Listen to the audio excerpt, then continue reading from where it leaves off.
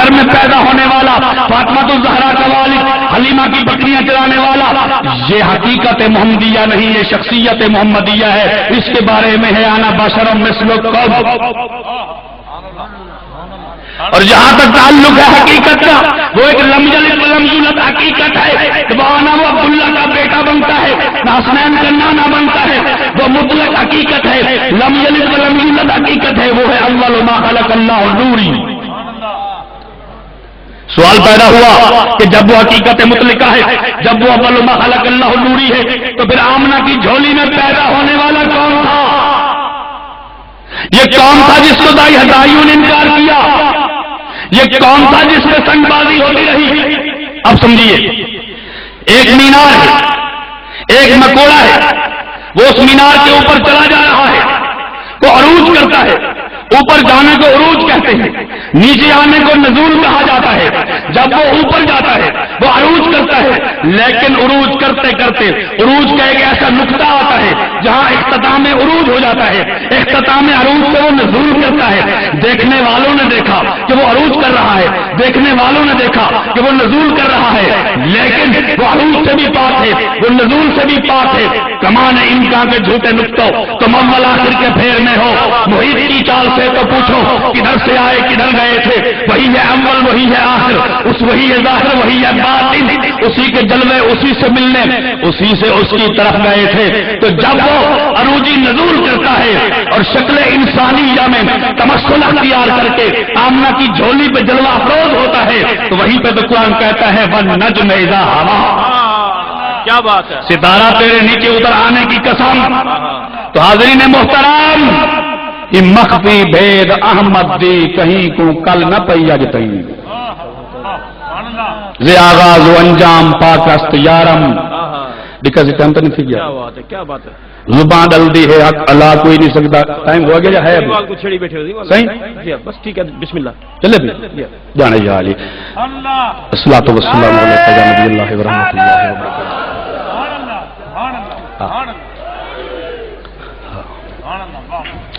حاضرین محترم، اب میں پھر چلتا ہوں جدید تعلیم یافتہ طبقے کو ساتھ لے کے.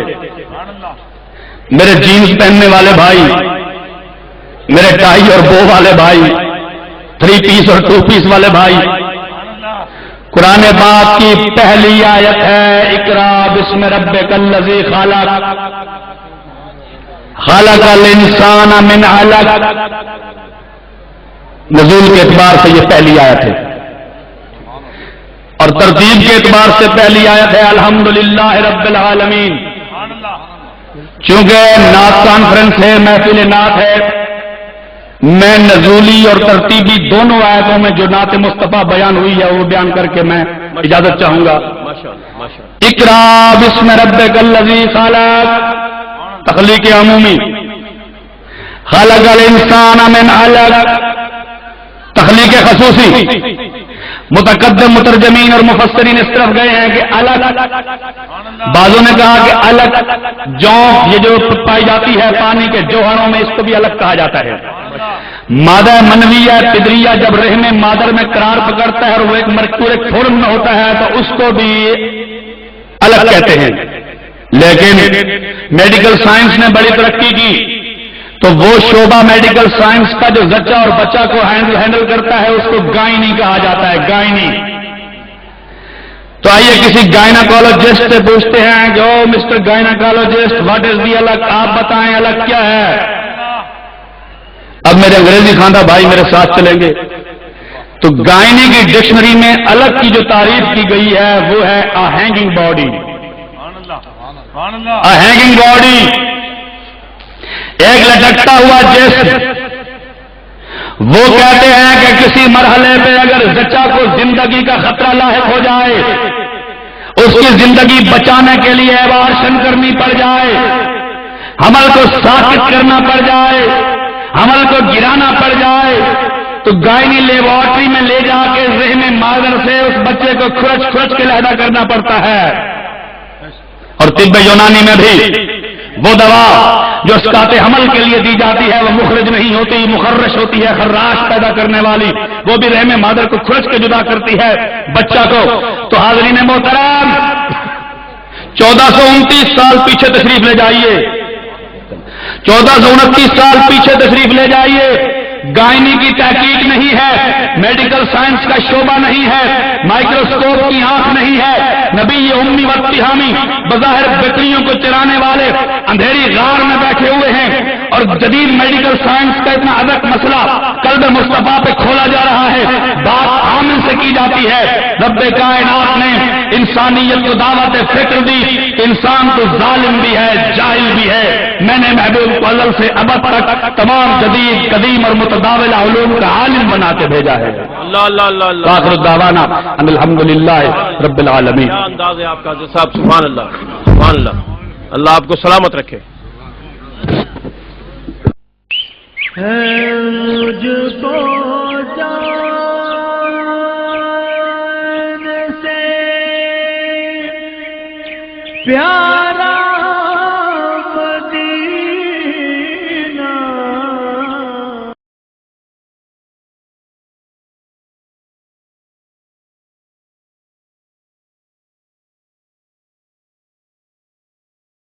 پانی کا ٹینکر کھڑا، اس کا ڈرائیور اس کے پاس پہنچے، پانی کے ٹینکر کا جو ڈرائیور ہے وہ مہربانی کر کے اس کے پاس پہنچے، پانی کی جو ٹینکی ہے اس کے ڈرائیور، جو ٹینکر آیا ہوا اس کے ڈرائیور اس کے پاس پہنچے۔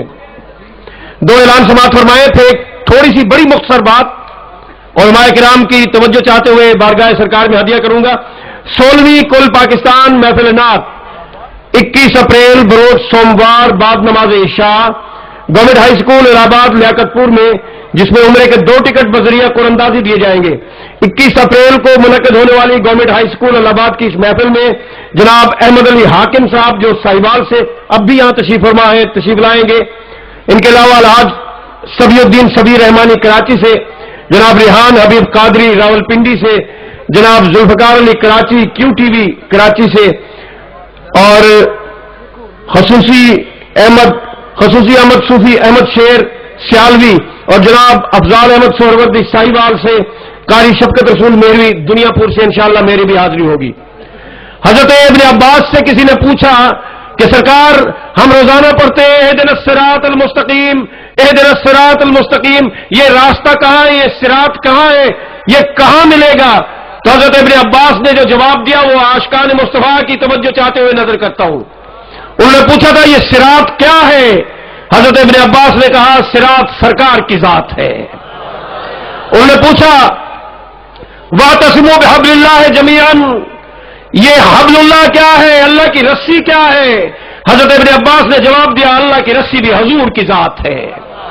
سرکار نے جب مکہ فتح فرمایا، میں یہ چاہتا ہوں کہ آپ اشعار تو بہت سے نوقبا سے سنتے ہیں، تھوڑی سی کوئی علم کی بات بھی توجہ سے سماعت فرما لے، اشعار تو ہمارے نعت خواہ حضرات بھی سناتے ہیں۔ سرکار نے جب مکہ معظمہ فتح فرمایا تو حرم کعبہ میں جب داخل ہونے لگے تو اپنے ایک نعت خواہ کو بلایا، صاحبزادہ اسحاق فرید صاحب جو جگر گوشے حضرت خواجہ نور محمد نارووال حاجی پور سے تشریف لائے، وہ تشریف فرمائے۔ آپ نے شاید یہ بات پہلے سنی ہوگی مجھ سے، تو سرکار کی ظاہری حیات ہر زمانہ سرکار کا زمانہ، کہیں ہر زمانہ سرکار کا زمانہ نہیں، جنہیں یقین ہے ہر زمانہ سرکار کا زمانہ وہ ہاتھ اونچا کر کے گئے سبحان اللہ۔ سرکار کی ظاہری حیات مبارک میں 27 نعت خواں تھے جن کی ڈیوٹی تھی کہ صبح بھی نعت پڑھنی ہے، شام کو بھی سرکار کی نعت پیش کرنی ہے۔ سرکار نے اپنے ایک نعت خواں کو بلایا، ان کا نام تھا عبداللہ ابن رواحہ۔ انہیں کہا عبداللہ ابن رواحہ میری سواری کے آگے آگے چلتے جاؤ اور میری نعت پڑھتے جاؤ۔ وہ نعت پڑھ رہے تھے، کعبہ کے قریب پہنچے، حضرت عمر طواف کر رہے ہیں، شکرانے کا طواف کر رہے ہیں۔ انہوں نے کہا عبداللہ ابن رواحہ کیا کرتے ہو؟ اللہ کے کعبے میں اللہ کا ذکر کرو، سرکار کی نعت کسی اور وقت کے لیے موقوف کر دو۔ ابھی حضرت عبداللہ ابن رواحہ نے حکم کے لیے سرکار کی طرف دیکھا نہیں تھا مکمل طور پر کہ سرکار کا حکم آیا، عمر عبداللہ ابن رواحہ کو میری نعت پڑھنے دو، میری نعت سن کر دشمن کے دل پر دہشت طاری ہوتی ہے، جس نے دشمنوں کے دل پر دہشت طاری کرنی ہو سرکار کی نعت پڑھے۔ واہ کیا جود و کرم ہے شاہ بطحا تیرا، نہیں سنتا ہی نہیں مانگنے والا تیرا، اور دھارے چلتے ہیں عطا کے وہ ہے قطرہ تیرا، تارے کھلتے ہیں سخا کے وہ ہے ذرہ تیرا، اور میں تو مالک ہی کہوں گا کہ وہ مالک کے حبیب یعنی محبوب اور محب میں نہیں میرا تیرا۔ اب میں درخواست کرتا ہوں عالم اسلام کے ممتاز اور نامور نعت گو اور نعت خاں اس وقت لمحہ موجود کے مقبول ترین نعت گو اور نعت خاں ساہیوال سے تشریف لائے ہیں. بہت اعلیٰ انداز، بہت دھیما انداز، دل میں بس جانے والا نعت کا انداز. تشریف لاتے ہیں جناب احمد علی حاکم.